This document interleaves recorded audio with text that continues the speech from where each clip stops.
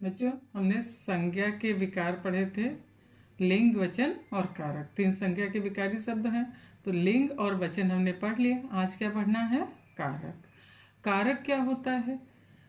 किसी वाक्य में प्रयुक्त संज्ञा सर्वनाम का उस वाक्य से जो संबंध जोड़ता है, उस चिन्ह को हम कारक चिन्ह या परसर्ग कहते हैं। कैसे? रवि ने श्याम को पुस्तक दी। रवि और श्याम के बीच कौन संबंध जोड़ रहा है? ने। ये क्या है? कारक चिन्ह। श्याम को पुस्तक दी। श्याम को क्या दी? पुस्तक। तो ये कौन दिया? को। तो ये को और ने, ये दोनों क्या है? कारक चिन्ह हैं। तो किसी वाक्य में किसने, किसे और क्या जहाँ होता है, उन सबको जोड़ने के लिए हम कारक चिन्हों का प्रयोग करते हैं। मैं हाथ से चावल खाता हूँ। चावल किससे खाता हूँ? हाथ से। तो ये से क्या है? हाथ और चावल के बीच संबंध बता रहा है। पेड़ से पत्ता गिरता है। पत्ता कहाँ से गिरा? पेड़ से। तो यहाँ पत्ता और पेड़ के बीच संबंध बता रहा है कारक चिन्ह। अब इसका परिभाषा है, किसी वाक्य में प्रयुक्त संज्ञा सर्वनाम का उस वाक्य की क्रिया के साथ जो संबंध होता है उसे कारक कहते हैं। कारक के कुल 8 भेद होते हैं। कर्ता, कर्म, करण, संप्रदान, अपादान, अधिकरण, संबंध और संबोधन। अब हम सबसे पहले आते हैं कर्ता कारक। कर्ता यानी काम करने वाला। वाक्य में जो काम करने वाला होता है वो क्या कहलाता है? कर्ता कारक। जैसे कृष्ण आम खाता है। आम कौन खा रहा है? कृष्ण। तो काम, आम खाने का काम कौन कर रहा है? कृष्ण कर रहा है। तो ये कौन हो गया? कर्ता। पुलिस ने चोर को पकड़ा। चोर को किसने पकड़ा? पुलिस ने। तो यहाँ कर्ता कौन है? पुलिस। इसका चिन्ह क्या है कर्ता कारक का? ने। फिर आता है कर्म कारक। कर्म कारक कौन होता है? जो जिसकी सहायता से, जो क्रिया और कर्ता के बीच संबंध बताता है कि हम किसकी सहायता से काम को कर रहे हैं। इसका चिन्ह होता है को।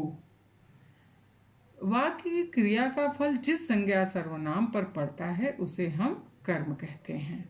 जैसे सीता पत्र लिखती है।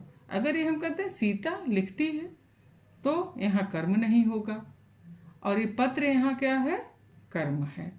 तो सीता क्या लिख रही है? पत्र लिख रही है। लेकिन यहाँ आप कहोगे कि कहीं भी को चिन्ह तो है नहीं, तो इसमें आपका परसर्ग का लोप है, इसमें परसर्ग नहीं है।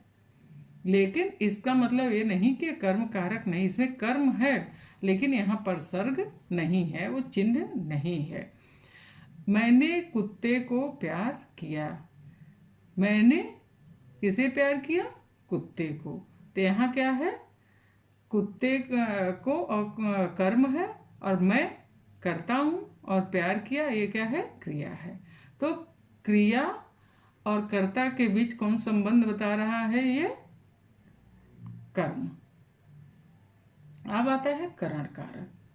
करण का अर्थ होता है साधन या माध्यम। जिस साधन से हम कार्य को संपन्न करते हैं वो करण कारक होता है। मैं कलम से पत्र लिखता हूँ। मैं किससे पत्र लिखता हूँ? कलम से। अगर यही मैं लिख दूँ कि मैं पत्र लिखता हूँ या लिखती हूँ, तो यहाँ क्या हो जाएगा? कर्म का लोप हो जाएगा, तो हमें नहीं पता चलेगा, यह कर्मक क्रिया हो जाएगी। लेकिन यहाँ है मैं किससे लिख रही हूँ? कलम से। कलम की सहायता से मैं पत्र लिख रही हूँ, तो ये सर से जो है एक करण कारक का चिन्ह है। कर्ता ने कर्म को करण से, यानी ये साधन, उस क्रिया को करने के साधन के लिए प्रयोग किया जाता है। अब आता है संप्रदान। संप्रदान का अर्थ होता है किसी को कुछ देना या प्रदान करना। इसमें जैसे पता चला है प्रदान है ना, यानी किसी प्रदान का अर्थ होता है देना। जब हम किसी को देते हैं या किसी के लिए कुछ करते हैं तो वहाँ संप्रदान कारक होता है। इसका चिन्ह होता है को या के लिए। मैंने भिखारी को भोजन दिया, तो को क्या है? संप्रदान कारक है। रवि पिताजी के लिए दवा लाया, किसके लिए लाया? पिताजी के लिए, यानी रवि किसके लिए काम कर रहा है? पिताजी के लिए। तो यहाँ कौन सा कारक हुआ? संप्रदान कारक।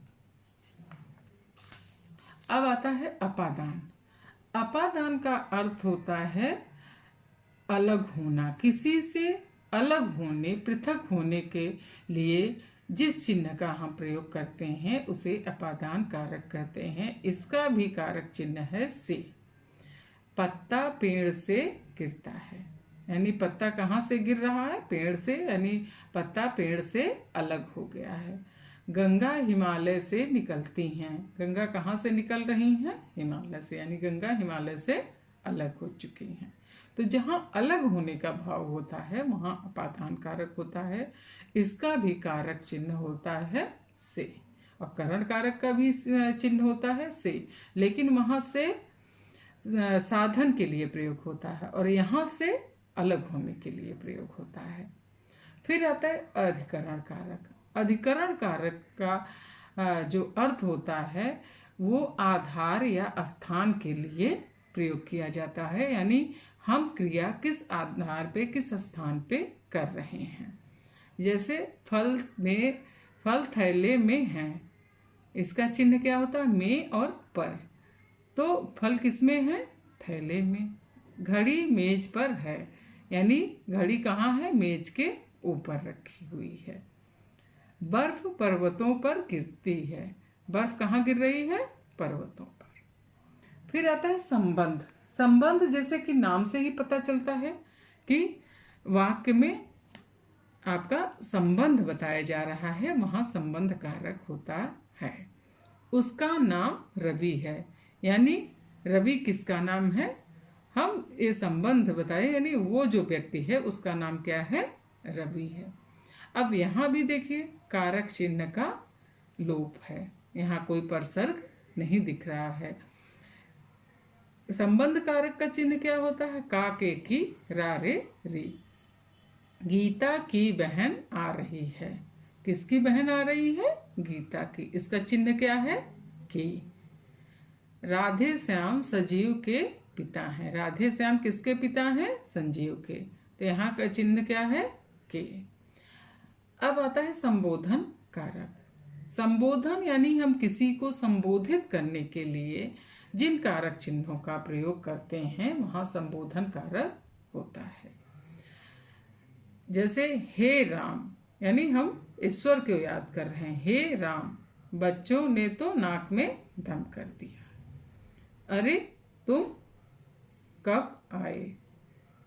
तो यानी हम किसी को संबोधित कर रहे हैं कि अरे तुम कब आए? बाप रे, इतना लंबा सांप।